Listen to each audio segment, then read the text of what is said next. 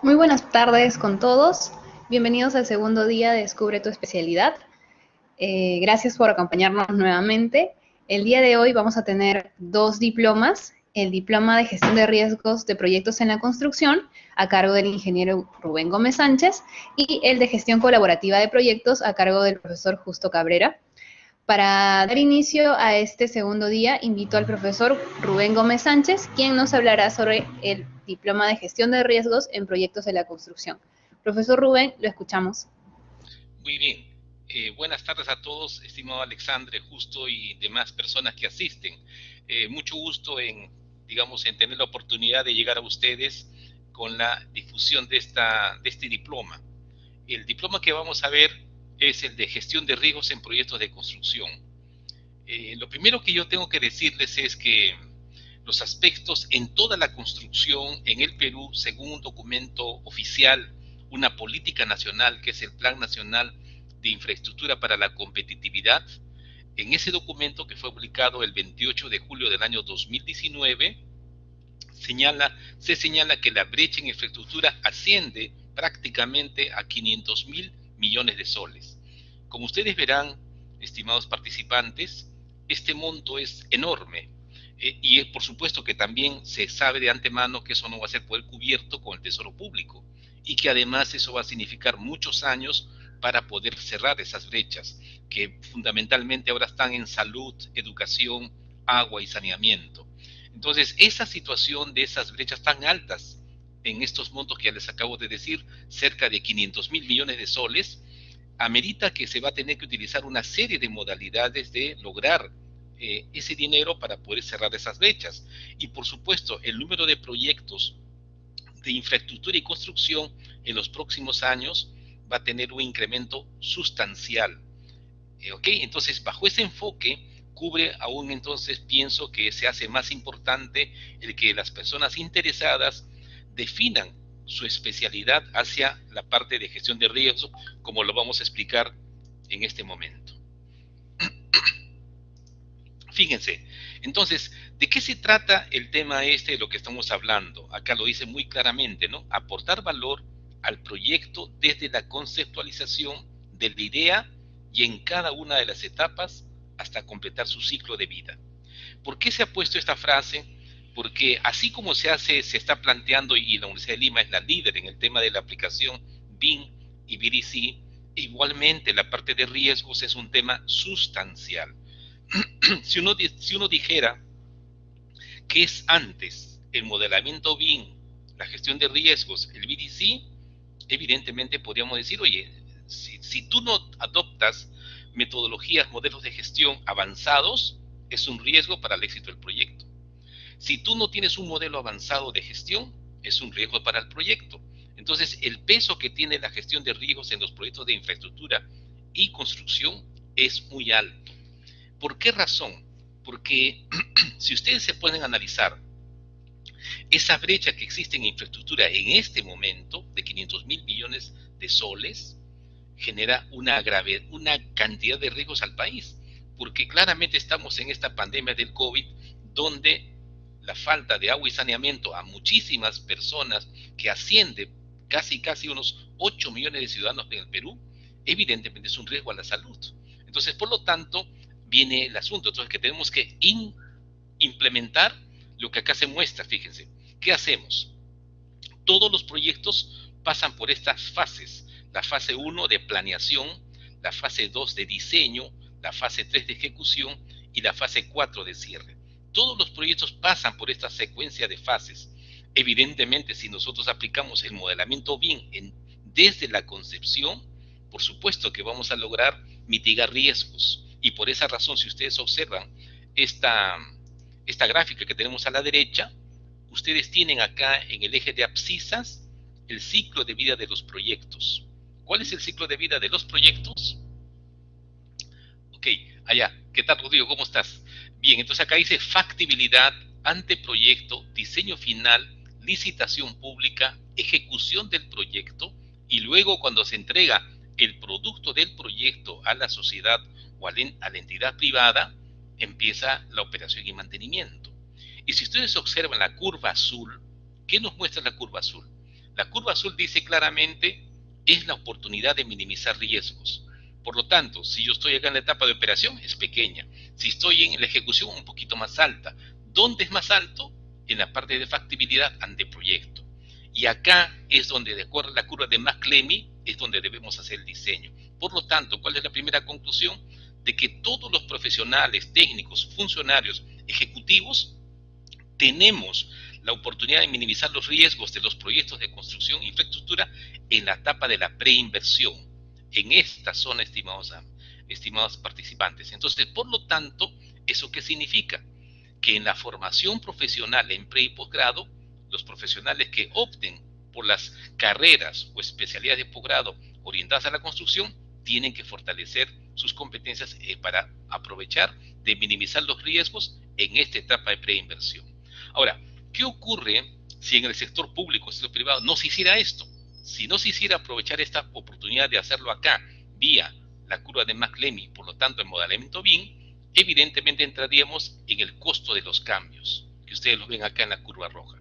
Ahora, ¿qué cosa es estos cambios? Son los adicionales, son las ampliaciones de plazo, son los arbitrajes, controversias, resoluciones de diversos contratos. Entonces, esta curva es muy clara, muy evidente. Ahora, si lo vemos por el otro lado, cuando les dice acá, fase 1, planeación, aquí están las diversas tareas principales que hay que hacer. Y acá ustedes ven que en el eje de las ordenadas se han puesto los riesgos, que evidentemente se reflejan en dólares, ¿ok? Dinero. Entonces acá están las partes de lo que es planeación. Deficiencia e información incompleta en el alcance del proyecto. Ese es un riesgo típico, digamos, diríamos yo, endémico. ¿Por qué? Porque muchos proyectos, muchas personas, profesionales actuales, no trabajan identificando el alcance con las herramientas que se recomiendan, las buenas prácticas.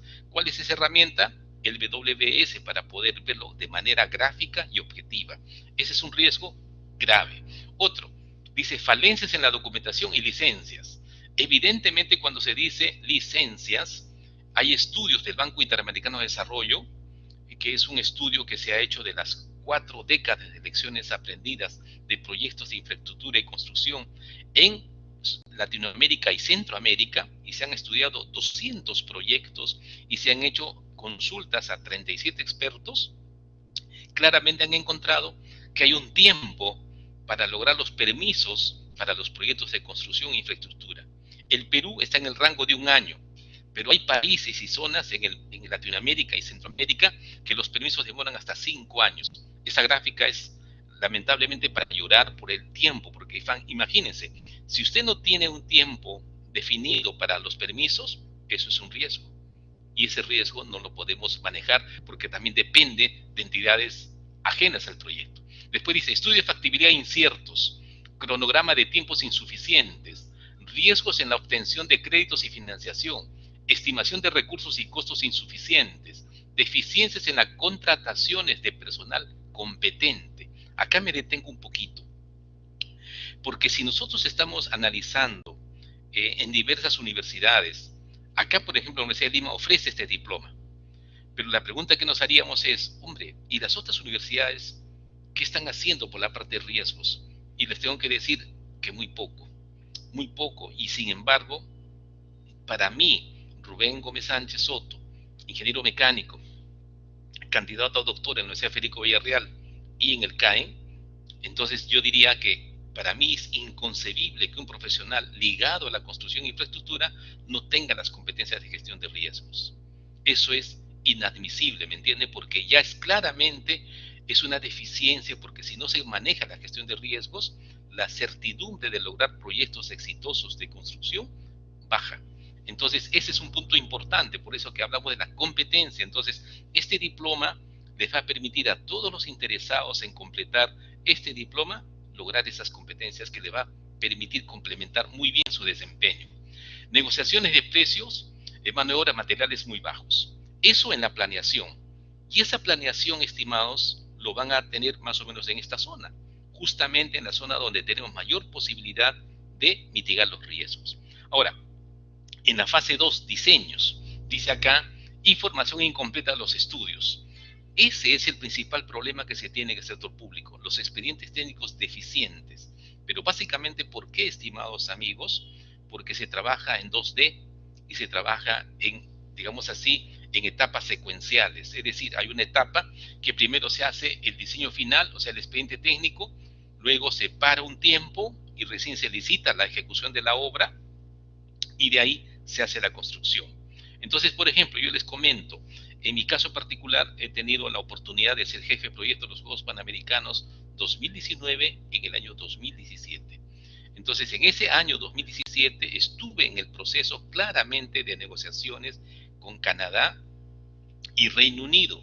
Y en ese periodo es donde se tomó la decisión, evidentemente colegiada, para, en ese caso, contratar gobierno a gobierno con el Reino Unido. Y yo estuve en todas las reuniones de ese proceso y claramente el Reino Unido, por supuesto, tiene experiencia de manejo de olimpiadas y juegos del nivel. ¿Por qué razón? Porque el Perú nunca había organizado los Juegos Panamericanos.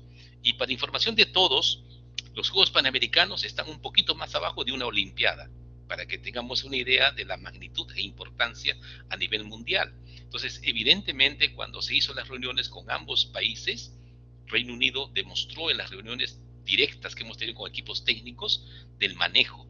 Y dentro de eso fue la primera vez que se hizo el contrato gobierno a gobierno en el Perú. Y fue muy grato para mí estar en ese año 2017. Y justamente ahí se firmó el contrato gobierno a gobierno, que tiene elementos claves. Primer elemento clave, las PMO, las oficinas de gestión de proyectos. Segundo elemento clave, el contrato colaborativo NEC. Tercer elemento clave, manejo BIM. Cuarto elemento clave, la gestión de riesgos. ¿Y por qué elemento clave, estimados amigos? Porque los cronogramas que se hicieron para esos proyectos, el más importante, la Videna, se marcaron hitos en el cronograma. Y los cumplimientos de los hitos significó dar premio al contratista, a la empresa que había ganado el proyecto. ¿Y por qué se hace esto? Porque el cumplimiento de esos hitos baja el riesgo al proyecto. Y en las reuniones periódicas el manejo ha sido vía riesgos. ¿Ok? Entonces, eso es en la parte de diseños. Y en la parte de la ejecución, acá hay riesgos importantes: mala comunicación, falta de control de calidad, desacuerdos con... Quiero pararme acá un poquito, falta de control de calidad. ¿Por qué me paro acá un poquito, estimados interesados en esto, y ojalá que se decidan para hacer su diploma de riesgos? ¿Por qué me paro en la parte de control de calidad? Y voy a tomar en cuenta un estudio que hicieron en Israel, un estudio en el año 1995. Ese estudio, si primero saquemos la cuenta en tiempos, 95 al 2000 son 5, y más 21 hace 26 años. ¿Qué hicieron dos universidades en Israel? Hicieron el estudio del costo de no calidad de todo el país Israel, todo el país, no de la construcción, sino todo el país. Y luego de ese estudio, que es la primera vez que se hacía, se llegó a los resultados siguientes. Primer resultado, de que la no calidad de todo Israel, de todo, llegaba entre 26 al 28% del PIB, del Producto Bruto Interno del país Israel en ese año.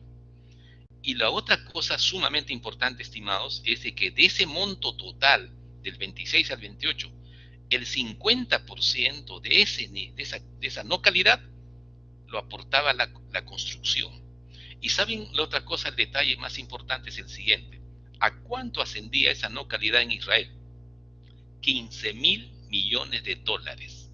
Entonces, si sacamos la cuenta, si la construcción aportaba ineficientemente a la no calidad, ¿cuánto era la no calidad de la construcción en Israel en el año 95? 7.500 millones de dólares. ¿Se dan cuenta? 7.500 millones de dólares. Entonces la pregunta es, oye, ¿tenemos un estudio parecido en el Perú? No hay. Nos hace falta trabajar en los costos de no calidad. Por esa razón que es tan importante trabajar esto, y por esa razón que acá se señala un riesgo de la falta del control de calidad. Y si nosotros sacamos cuenta, ¿cuánto es la brecha de infraestructura? Hemos dicho 500.000 millones de soles. Entre tres son, o sea, miren, 7.500 millones de dólares es lo que pierde la construcción. Y evidentemente que ahí se ha medido todo, y han sido dos universidades que hicieron ese estudio. Entonces, por esa razón que es tan importante trabajar en la falta este riesgo de falta de control de calidad. ¿Y qué significa falta de control de calidad? Es un tema muy importante, estimados. Si hablamos de un hotel, y decimos, estamos viendo el tema de lo que es el hotel de 5 estrellas, por supuesto como producto terminado. ¿Qué significa? El hotel hermoso. Imagínense el Marriott que está en Miraflores, un hotel hermoso, terminado completamente. ¿Y qué significa el hecho de falta de control de calidad? Significa lo siguiente, de que al término de la obra física del producto y al momento de pedir los protocolos del edificio, de la construcción de estructuras, movimiento de tierras, lo que a ustedes se les ocurra, y de repente imagínense que no hay protocolos de las pruebas, algo tan importante, las roturas de las probetas del concreto. Si no están los protocolos, no tenemos la evidencia objetiva de haber cumplido con las normas, reglamentos aplicables a ese proyecto. Y eso se refiere a la falta de control de calidad. Y hay estudios hechos en el mundo. Hay una persona en España, el profesor Calavera, así es, apellido Calavera, que ha hecho estudios justamente de la parte de no calidad. Y en lo que corresponde también ha dicho claramente en estudios, en base a información de empresas de seguros y reaseguros, él ha sacado la conclusión siguiente. En edificaciones, el 50% es la parte de materiales y diseño. ¿Ok? Entonces acá ustedes pueden ver esta parte de los diseños, ¿no? Del diseño de los edificios para ver la secuencia según los diversos sistemas. Y un ejemplo muy interesante, muy importante, es el Banco de la Nación, que ha sido un ejemplo sumamente importante en nuestro país como edificio importante. Esto es parte de la refinería de Talara, que evidentemente también ellos han hecho todo el diseño en 3D y por supuesto se hace para eso. ¿Para qué? Para poder bajar riesgos en la ejecución de este tipo de proyectos tan importante. ¿Ok? Y acá lo vemos, gestión de riesgos. Lo aplicamos en la conceptualización de la solución del problema, lo aplicamos en el diseño conceptual, lo aplicamos en el diseño 3D integral, lo aplicamos en la construcción y equipamiento, en la operación y mantenimiento y en modernización. O sea, lo aplicamos en todos los campos. Muy bien, ¿cuál es la importancia de esta rama en ingeniería? Es incertidumbre y riesgos. Lo primero que tiene que hacer la persona ligada a la construcción, dependiendo de las posiciones que tenga, jefe de proyecto, convertir las incertidumbres en los riesgos. Y por supuesto el BIM es un elemento clave que lo estamos trabajando en la universidad. Entonces, la gestión de las incertidumbres y riesgos es clave para incrementar la productividad y transparencia en la industria de la construcción. ¿Por qué la productividad? Porque al manejar los riesgos y las incertidumbres, lo que hacemos es asegurar que los procesos constructivos se ejecuten dentro de las ratios establecidos. Y transparencia porque manejamos el riesgo. ¿Y qué cosa es esto? La causa, el riesgo, el efecto, el disparador. Y tenemos los registros de los riesgos para poder tener toda esta información a la mano. Entonces, dentro de lo que es riesgos, hay dos formas claves. El análisis de riesgo cualitativo y el análisis de riesgos cuantitativo del riesgo. El análisis de riesgo cualitativo es el análisis de riesgo por riesgo de manera separada. Pero, sin embargo, el análisis de riesgos cuantitativo maneja el efecto simultáneo de todos los riesgos. Y eso se ve reflejado, como por ejemplo en este reporte. Acá tenemos la curva S de manejo de los proyectos y tenemos acá la curva S roja, donde nos indica claramente que este proyecto tentativamente se terminaría en esta fecha y a este monto, porque esta curva S es X, tiempo y costo.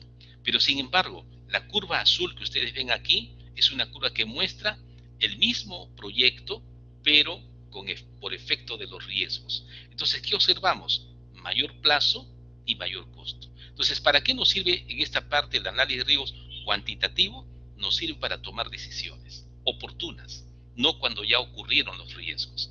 Ese es el tema. Y también, por supuesto, se puede manejar en esta herramienta la curva de valor ganado.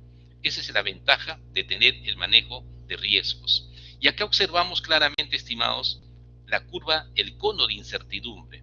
Cuando estamos en un proyecto avanzando en las fases del mismo, a medida cuando estamos empezando con la conceptualización, nuestro cono de incertidumbre nos da una incertidumbre muy alta. Y según avancemos nosotros a lo largo del avanzar hasta la ingeniería detallada, ese cono de incertidumbre disminuye. Entonces, justamente esto es importante para visualizar la importancia del manejo de la ingeniería de los proyectos.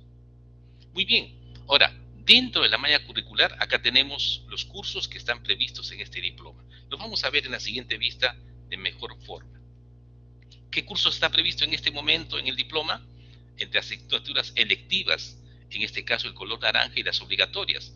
Tenemos acá abastecimiento de agua y saneamiento, gestión estratégica de contratos como curso obligatorio, ingeniería de los recursos hidráulicos, ahora como curso electivo, infraestructuras sostenibles, gestión de riesgos de desastres, y el otro tema de gestión de riesgos en proyectos. Entonces, con esto ustedes tienen clara idea de los cursos contemplados en el diploma para manejar este tema de la gestión de riesgos.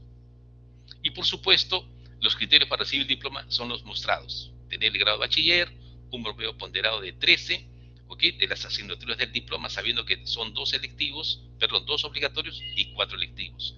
Aprobar todas las asignaturas del diploma, máximo por segunda vez. Y 3 meses de práctica preprofesional en el área del diploma, es decir, en gestión de riesgos. Eso es como información. Y, por supuesto, en lo que compete a las habilidades blandas, está demostrado claramente que las habilidades son los que marcan el desempeño de las personas, en lo que es liderazgo, trabajo en equipo y la solución de problemas. Y, por supuesto, la formación de habilidades duras en conocimientos técnicos, herramientas de gestión y los manejos de los software. Y con esto ustedes podrán lograr su liderazgo y toda la parte ética, que es un tema tan importante, gestión que se mejora justamente con los aspectos del diploma. Muy bien, ¿esto de qué manera va a influir en su desempeño y en sus expectativas de ubicación? Evidentemente, con el diploma ustedes van a tener una especialidad y unas competencias que no todo lo tienen todos los egresados de las universidades, e incluso profesionales trabajando. El manejo de riesgos no es de dominio tan deseado como lo desearíamos, yo personalmente como profesional conocedor del tema ¿no? Entonces, las posiciones de ustedes se orientan a ir escalando hacia posiciones de mayor jerarquía y toma de decisión, que es lo más importante. Muy bien, muchísimas gracias. Estamos a la espera de alguna inquietud, estimada Alice, estoy a tu disposición. Muchísimas gracias, profesor Rubén. Gracias por la ponencia. Sí, las preguntas vamos a realizarlas al finalizar, ya que ahorita nos va a acompañar el profesor Justo Cabrera, quien nos va a hablar sobre el diploma de gestión colaborativa de proyectos. Así que, profesor, Rubén nos espera hasta el final, nos acompaña, y doy el pase a Justo Cabrera. Muchas gracias, Alison. Buenas tardes a cada uno de ustedes. Voy a compartir la presentación. Por favor, me confirman si es que logran verla. Sí, profesor, ya está. Bien. Buenas tardes nuevamente. Vamos a referirnos a el tema de gestión colaborativa en proyectos brevemente y luego a los requisitos que ustedes necesitan completar para obtener este diploma que brinda la universidad. Dentro de los diplomas que ofrecen la carrera, pueden ustedes ubicar gestión colaborativa de proyectos, el que acaba de hablar Rubén, gestión de riesgos en proyectos de construcción y algunos otros más. El panorama actual de la construcción, en términos generales, podríamos hablar bastante de este tema, pero lo podemos resumir en una industria ineficiente en gran parte del mundo. Hay un reporte muy conocido que se toma usualmente de referencia, que es el reporte de McKinsey del año 2017, donde nos hablan que la industria de la construcción reúne aproximadamente el 13% del Producto Interno Bruto de la economía mundial. A pesar de ello, su productividad en los últimos 20 años es muy baja, alrededor del 1%, que es bajísimo, comparado con otras industrias que en ese mismo periodo han tenido un crecimiento del 18 o 20%. Y lo que es más grave, si es que realmente fuésemos eficaces y eficientes desarrollando nuestro trabajo como actores de la industria, podríamos, eliminando los desperdicios, las malas prácticas constructivas, tanto en la misma fase de ejecución y también en la fase previa de preconstrucción, etcétera, todo el conjunto, podríamos resolver las necesidades de la mitad de la infraestructura que demanda el mundo. Entonces hay una gran cantidad de dinero de por medio que no es bien gestionada. A pesar de esa situación, también nos encontramos en plena revolución digital o cuarta revolución industrial, donde cada vez más escuchamos las aplicaciones, los usos de robótica, inteligencia artificial y otros componentes derivados del desarrollo de la tecnología, que aplicados a la construcción, sin embargo, no son aprovechados en su totalidad.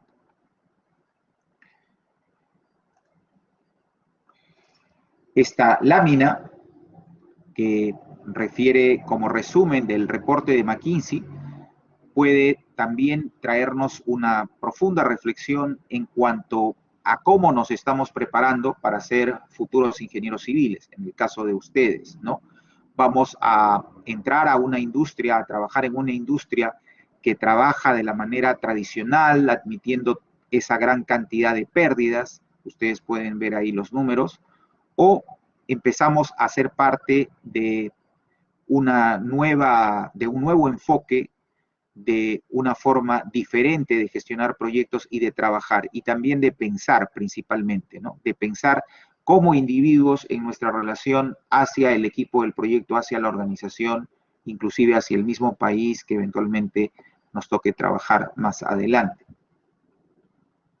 Entonces, empezamos a relacionar conceptos que tienen que ver no solamente con la industria en sí, sino también con nosotros mismos como personas, cómo nos estamos preparando ante estos escenarios que de manera general podemos dividirlos en dos. Uno, trabajar bajo las prácticas habituales, tradicionales, etcétera, y otro, que es un escenario diferente que nos orienta hacia prácticas más colaborativas, más comunicativas, con valores, con principios de partida como el respeto, la confianza, etcétera. En la forma tradicional de llevar adelante los proyectos, encontramos una característica, no es la única, pero encontramos una característica central, y es que las especialidades, a partir que el cliente, sea el Estado o el privado, encarga la realización de un proyecto, suelen trabajar de manera separada. En el lenguaje de los proyectos, a esto se conoce como trabajar por medio de silos, ¿no? O cilindros, ¿no? Separadamente, sin importar mucho lo que pueda hacer la otra especialidad o el resto del equipo del proyecto, lo cual a la larga trae muchas complicaciones que vamos a explicar con este breve razonamiento. Si dividimos a un proyecto de construcción en tres grandes fases, la fase de preconstrucción, desde el momento del inicio de la conceptualización de la idea, de la necesidad a resolver, etcétera, hasta el momento del inicio de la construcción, toda esa primera parte podemos denominar la fase de preconstrucción, luego la ejecución misma, la construcción, la postconstrucción, y viene una etapa más larga, que es la de operación y mantenimiento.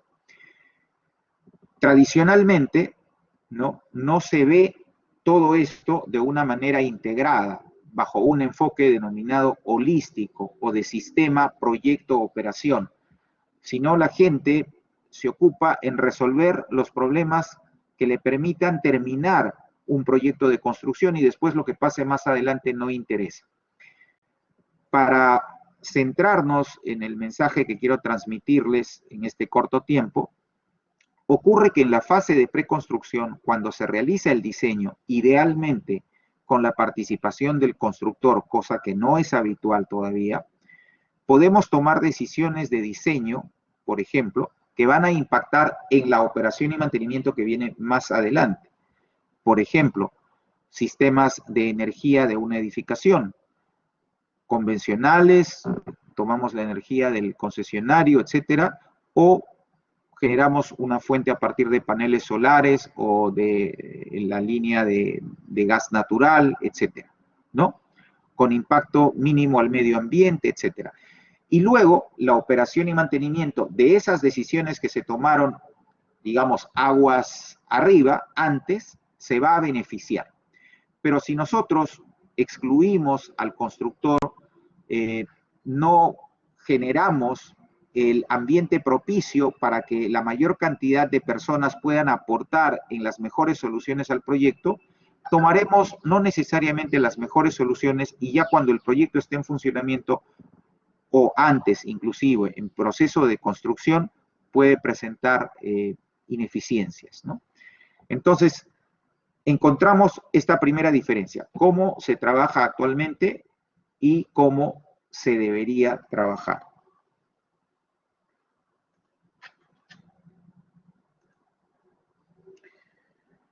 La forma de trabajar a través de silos, como se suele decir, nos trae como resultado un altísimo porcentaje de proyectos fracasados, también tomando como referencia el reporte de McKinsey. Alrededor del 70-80% de proyectos en el mundo fracasan y el término fracaso va ligado, por ejemplo, al incumplimiento de costo, de plazo, de la gran mayoría de proyectos.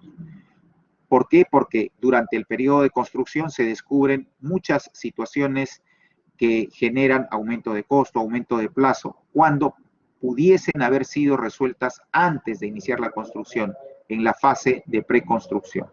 Entonces, esta forma tradicional genera muchas complicaciones. A pesar de ello, se continúa en varias partes, no solamente del país, sino del mundo, con esta práctica. El panorama actual, pues aquí en el Perú, en un primer nivel de análisis, y a partir de este documento, del cual Rubén también hizo mención hace unos momentos atrás, podemos descubrir la gran brecha de infraestructura que tiene nuestro país y que es necesaria resolver para alcanzar mayores niveles de competitividad con el resto de países del mundo, ¿no? Necesidades de carreteras, de infraestructura de servicios, etc. En suma, el país necesita de mucha ejecución de proyectos con participación de ingenieros civiles. En suma también podemos reflexionar juntos que no debería haber un ingeniero civil en el Perú sin trabajo, ¿no? Al contrario, debería haber una gran demanda de ingenieros civiles. Entonces, entre otras cosas, ¿dónde está la falla? ¿Por qué no ocurre esto? Intentaremos dar algunas respuestas muy generales a esta pregunta.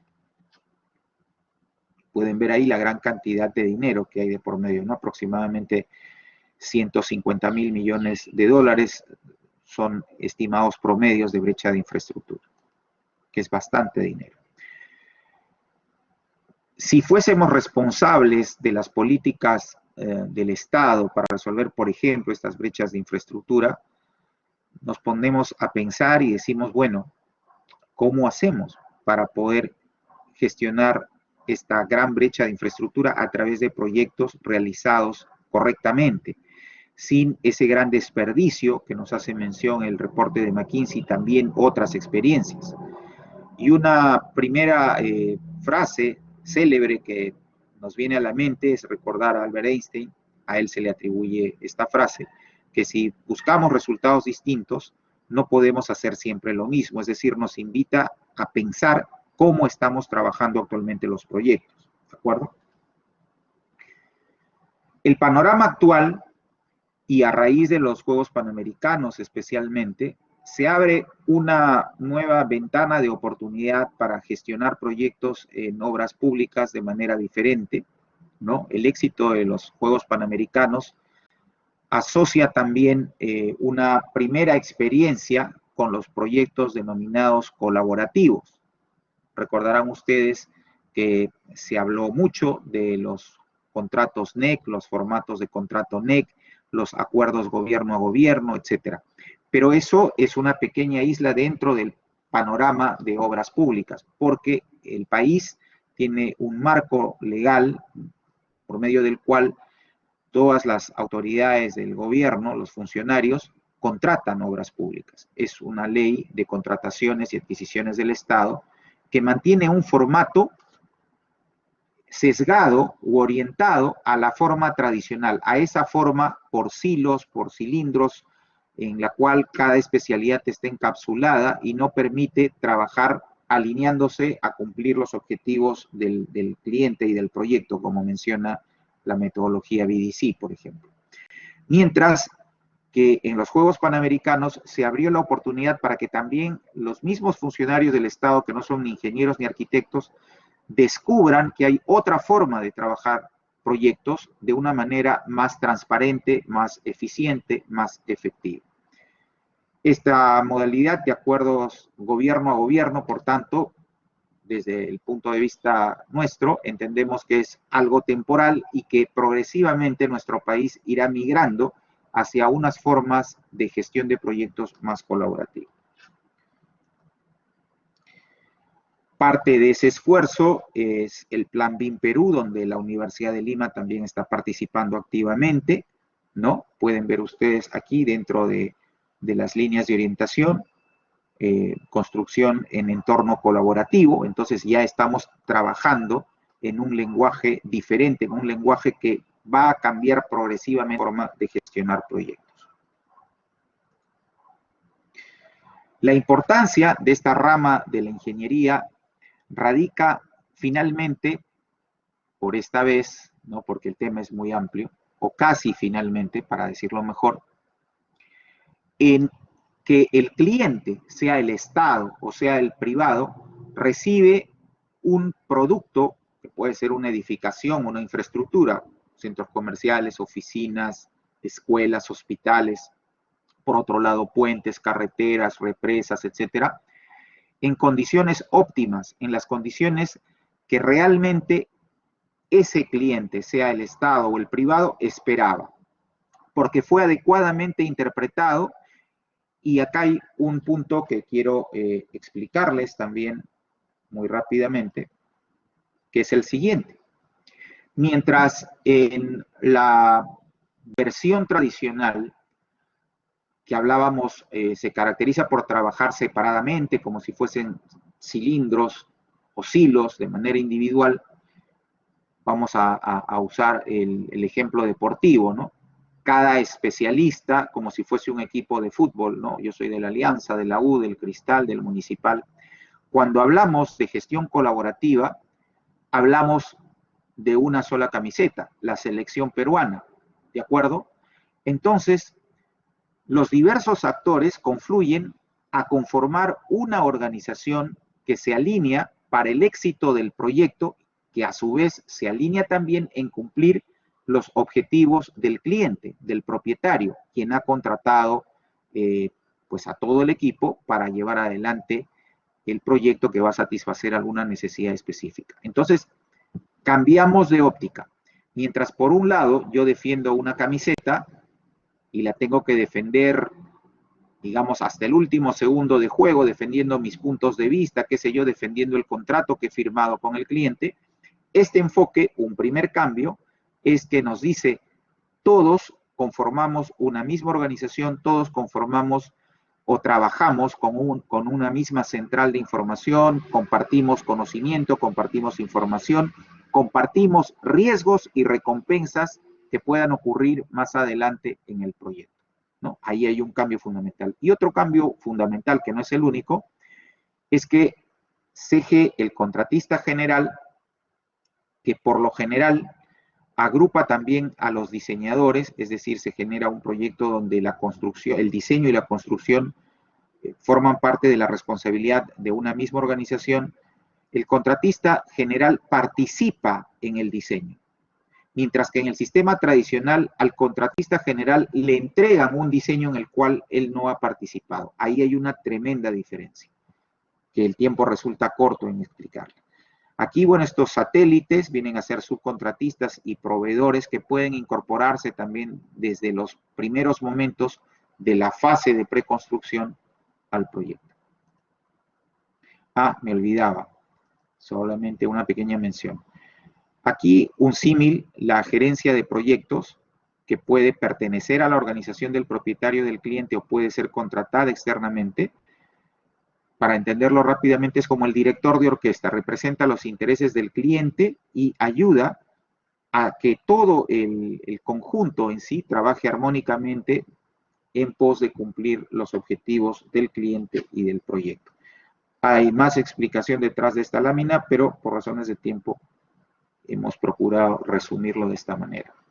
Bueno, nuestra universidad no solamente habla de gestión colaborativa, sino también la utiliza, la aplica, y podemos también precisar que la metodología de la gestión colaborativa, la idónea, es la metodología BDC, ¿no? Y nuestra universidad tiene un plan maestro que todos ustedes conocen, que ha empezado a desarrollar, donde utiliza la metodología BDC y por tanto también utiliza la gestión colaborativa de proyectos.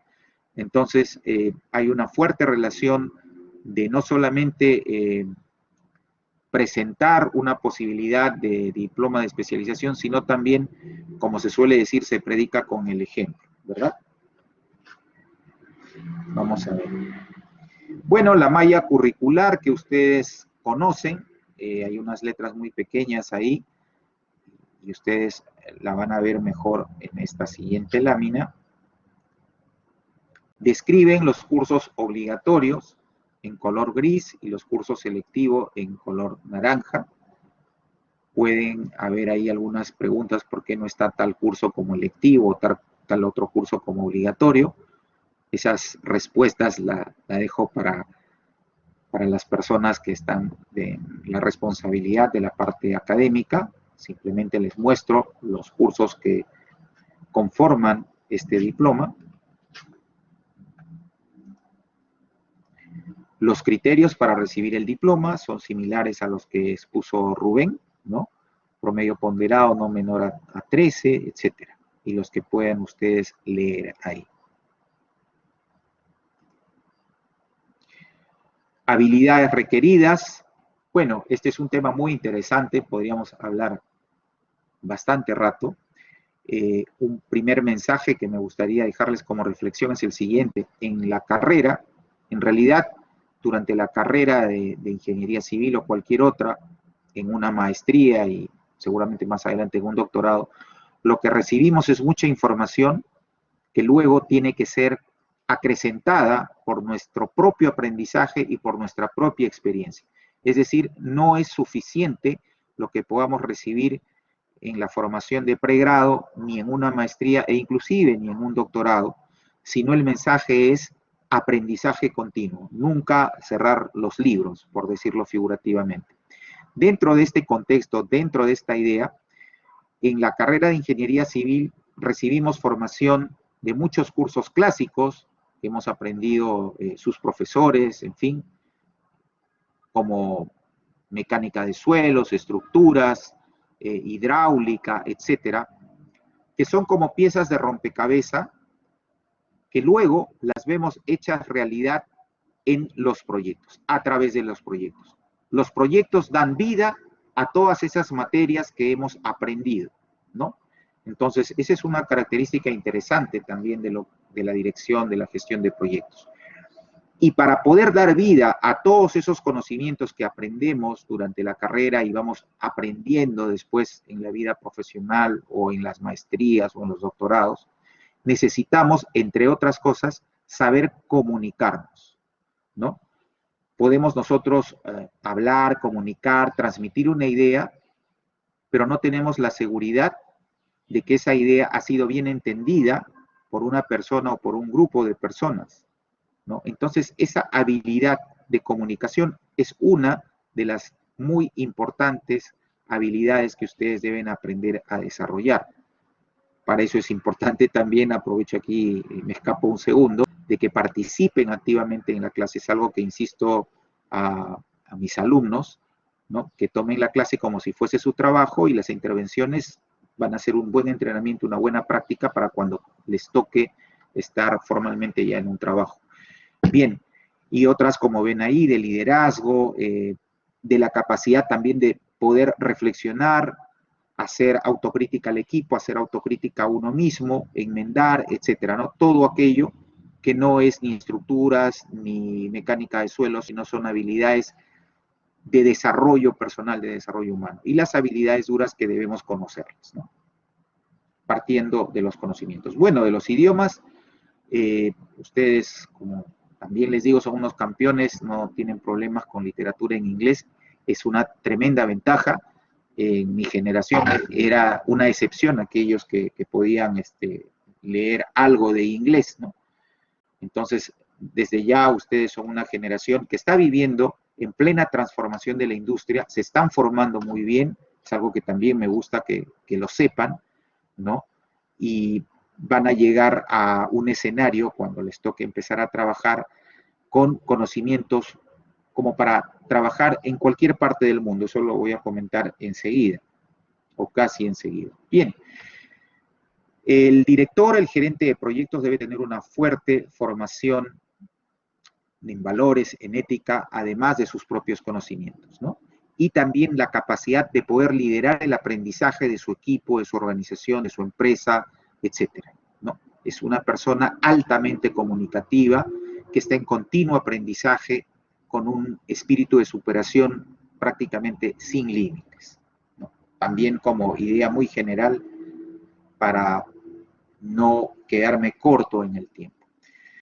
Herramientas de valor agregado, pueden ver ustedes ahí la secuencia, las certificaciones parciales, la certificación en gestión colaborativa, bueno, la certificación BDC, que la universidad está promoviendo en su tercera oportunidad, ahora para inicios de agosto, junto con la Universidad de Stanford, también tremenda oportunidad para ustedes, la pertenencia de la universidad de la carrera de Ingeniería Civil como miembro activo del Centro de Investigaciones de Ingeniería Civil y Ambiental de Stanford, del CIFI, ¿verdad? Entonces, es una tremenda oportunidad también para ustedes de mirar, ¿no?, el futuro inmediato que podrían tener en esa dirección también. Y esto que estamos hablando, esta nueva forma de gestionar proyectos que, bueno, popularmente también se conoce como Sistema de Proyectos Integrados o Integrated Project Delivery, IPD o IPD, gestión colaborativa, en el fondo es lo mismo, a través de esta universidad a la cual nuestra universidad está aliada. Continuamos. Bueno, pues les recomiendo que empiecen viendo la letra más grande que dice el mundo, ¿no? El mercado laboral, a todos mis alumnos les digo, es para ustedes el mundo. Mi generación y otras menores, posteriores, seguramente de algunos colegas profesores, íbamos a la universidad y mirábamos por la calle algunas construcciones y nos quedábamos mirando por la ventanilla del transporte público. Ojalá trabajaría en esa obra, etcétera, ¿no? Bueno, ahora es diferente. La ventana que ustedes ven es el mundo. A través de esa ventana ven ustedes el mundo. Ustedes se están preparando para trabajar en realidad en cualquier parte del mundo, ¿no? Eso ténganlo presente. La preparación que están recibiendo, desde mi opinión, es muy buena, los prepara para ese terreno. Pero también, como suelo decir, poniendo los pies, si quieren, en la tierra o en nuestra realidad, prepárense a trabajar en obras donde no haya una computadora y donde no haya corriente eléctrica. Ahí también ustedes tienen que funcionar. Y estos conceptos también son válidos, los tendrán que adaptar, ¿de acuerdo? Entonces, recuerden eso.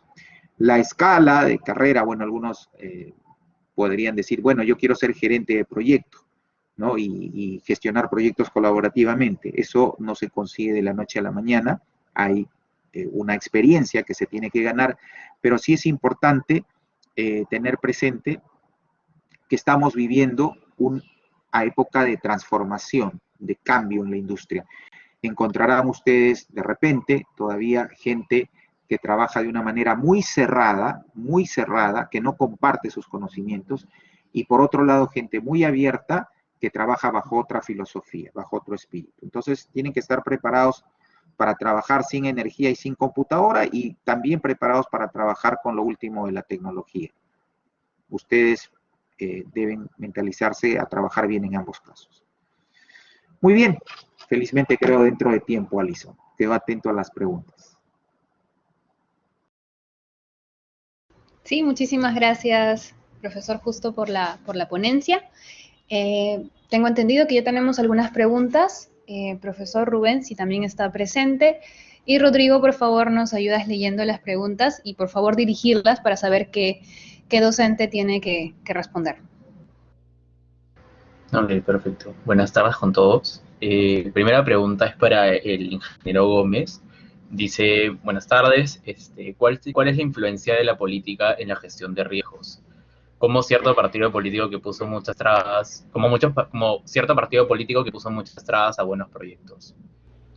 Bueno, perfecto. Entonces, fíjense, el riesgo, o sea, la política para todo proyecto de infraestructura y construcción es un riesgo por varios aspectos. Primeramente, por ejemplo, estamos en un momento dado que pronto, el 28 de julio, se entiende que había un cambio de presidente. Entonces, ese cambio de presidente que podía tener el gobierno actual, podría tener una manera de pensar sobre el desarrollo del país y a lo mejor pasamos a otra forma, ese es un riesgo político y dado que los proyectos de infraestructura, dependiendo de su naturaleza, pueden tener un proceso de a lo mejor 10, 15 años. ¿Por qué razón? Por ejemplo, me refiero a centrales hidroeléctricas. Desde su concepción hasta su ejecución, tranquilamente pueden ser 15, 20 años. Entonces, por lo tanto, la política es un riesgo de hecho en los proyectos de infraestructura. Por lo tanto, deben ser contemplados al momento de tomar decisiones. Perfecto, muchas gracias. Bueno, una pregunta para el profesor Justo Cabrera. Preguntan si es que actualmente existe una buena oferta laboral para la gestión de proyectos. Gracias, Rodrigo. Bueno, la oferta laboral para gestión de proyectos está abierta en todo proyecto de construcción. Recuerden que la gestión de proyectos, si hablamos de proyecto e identificamos tres fases, o si quieren las dos fases más grandes, la preconstrucción y la construcción, la oferta laboral está abierta en todo aquello que es gestión de diseño, por ejemplo, y también en lo que es la propia ejecución. Y es parte del trabajo como ingenieros civiles estar en un lado o en el otro, ¿no? Y también, por supuesto, en la operación y mantenimiento. En realidad, como ingenieros civiles, nuestra posibilidad de trabajo es muy amplia. Perfecto, muchas gracias. Una pregunta para el ingeniero Gómez. ¿Qué importancia se le da dentro de la gestión de riesgos a la parte de operación y mantenimiento? Ese es un tema muy interesante, ¿no? Es una pregunta bastante inteligente. ¿Por qué razón? Porque se recuerdan que en la presentación que hice había una curva sobre la oportunidad de minimizar riesgos. El hecho de que estemos en la zona de preinversión donde es oportuno mitigar riesgos empieza con la parte de diseño. Y justamente por eso es la tan importante, oportuno de que el Perú haya entrado en el plan BIM. ¿Por qué? Porque al implementar el modelamiento en BIM lo estamos haciendo al inicio. Entonces, si hacemos un buen diseño integrado con todas las especialidades y si a eso le aplicamos el modelo BDC, evidentemente que las partes manejando el proyecto bajo esa concepción, evidentemente los costos de operación y mantenimiento van a ser menores y sobre todo también la vida del producto del proyecto va a cumplir con lo que establece para una infraestructura que puede ser 30 años, 40 años. Entonces, el hecho de tener buenas partes de los OPEX controlado es trabajando con la parte de riesgos en la concepción, en el diseño y en la construcción de los proyectos. He ahí la importancia de este diploma. Ok, perfecto. Muchas gracias por la respuesta. Una pregunta más para el profesor Justo Cabrera. Preguntan, ¿algunas metodologías como BDC reúnen componentes de otras como BIM y PPM? En su opinión, ¿qué falta considerar para potenciar aún más la gestión de proyectos? Mira, la gestión de proyectos, desde mi punto de vista, está en plena evolución. ¿De acuerdo? Si vamos ahora a la gestión colaborativa y a la metodología BDC, que dentro del marco de la gestión colaborativa viene a ser como un habilitador, como una herramienta, también está en plena evolución. Si les hago una referencia personal, yo me certifiqué en el 2015 en BDC y de esa fecha ahora ha evolucionado muchísimo. Cuando también tuve la oportunidad de prepararme para la mentoría, y luego en la experiencia del año pasado con el programa BDC de la Universidad de Lima, el programa del año pasado fue N veces superior al que yo llevé hace 6 años atrás en el mismo tema. Con esto les quiero dar una pauta de la continua evolución de, por ejemplo, la metodología BDC y al mismo tiempo de evolucionar todas las ventajas que puede traer esta evolución al sistema de gestión de proyectos colaborativo. Entonces, conclusión, esto siempre permanece en evolución y es obligación nuestra estar al día. Si vamos para el lado del PMI, podemos mencionar que el PMBOK, conocido por varios de ustedes, la versión 6 del 2017 en español, va a tener ahora una versión en el mes de agosto que va a salir abiertamente a la venta al público, donde el enfoque es diferente. Nuevamente, el PMI presenta una evolución en su enfoque de la gestión de proyectos. También cierro este pequeño comentario recordando que en gestión de proyectos de construcción, PMBOK, el manual del PMI, es una buena referencia, pero no es la única referencia, ¿no? Entonces, bueno, les dejo con esa inquietud para discutirla en los cursos que tenemos en la carrera. Perfecto, muchas gracias. Bueno, una pregunta ya concluyente, un poco para cerrar. ¿Cuál es la diferencia entre la gestión de riesgos y gestión de proyectos? Ambos expositores pueden contestar. ¿Cuál es el enfoque diferencial de cada uno?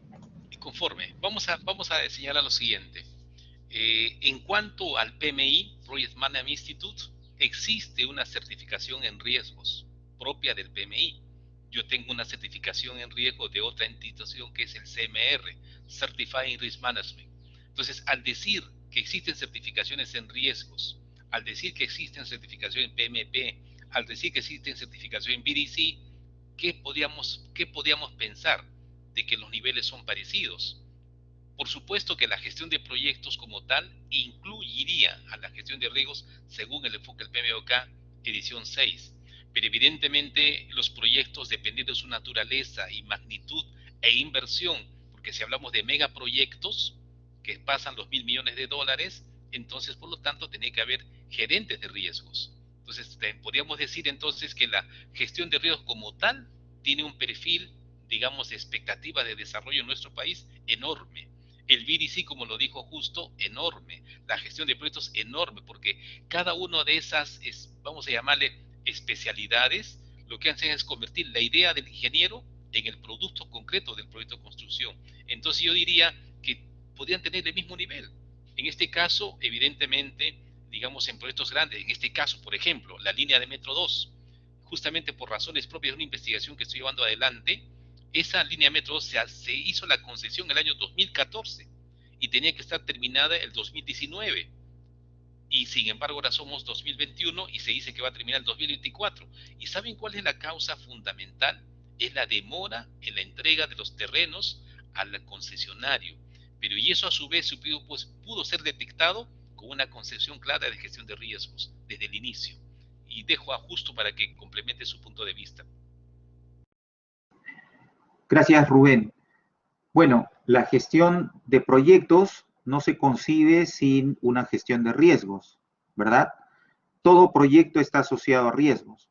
El trabajo es que el riesgo no sea negativo, extremadamente negativo, y paralice el proyecto. Entonces, en realidad, todo proyecto convive con el riesgo. Partiendo de ahí, es importante conocer cómo gestionar los riesgos. Esa es una primera relación entre riesgos y proyectos. Por otro lado, también como suelo decir, seguramente varios de ustedes en las clases lo han escuchado, cuando un equipo de proyecto tiene por delante el trabajo de gestionar un proyecto y de organizarlo desde la planificación en la primera parte, en la fase de preconstrucción, es como, voy a hacer una similitud, como cuando ustedes compran un ticket, un pago único para la oferta buffet de un restaurante. Entonces pagan, no sé, 50 soles, 70 soles, y tienen delante 30 platos a servirse, tienen 15 tipos de bebida, etc. Pero no van a consumir todo ello, sino de acuerdo al apetito que tengan, a la dieta que estén siguiendo, al estado de ánimo, etc. Cuando tenemos por delante un proyecto, tenemos muchas posibilidades para poder coger herramientas y seleccionar la metodología que se adapte mejor a nuestro proyecto, ¿de acuerdo? Entonces, en el mundo hay escuelas o tendencias o propuestas metodológicas de gestión de proyectos como la del PMI, como la del PRINCE2 del Reino Unido, como la del IPMA, como la del ACE norteamericana, etcétera. Y bueno, también BDC es una propuesta de gestión de proyectos, ¿verdad? En el marco del IPD o del IPD, que es una propuesta de gestión colaborativa. Como verán, entonces, hay muchas formas de poder enfrentar un proyecto. Depende de cómo el equipo decida diseñar su plan de trabajo. Y en todas ellas siempre estará presente el concepto de gestión de riesgos. Muchísimas gracias, Justo. Muchísimas gracias, Rubén, por la ponencia. Espero que haya quedado bastante más claro estos dos diplomas. Gracias a los participantes por habernos acompañado en este segundo día y los esperamos el día de mañana con el último diploma que va a estar a cargo del ingeniero Alexander Almeida, director de la carrera, y va a ser sobre diseño y construcción virtual. Además, informarles que tendremos un invitado especial, que es un profesional en el área, quien nos brindará algunas informaciones, algunos alcances más sobre este diploma. Los esperamos.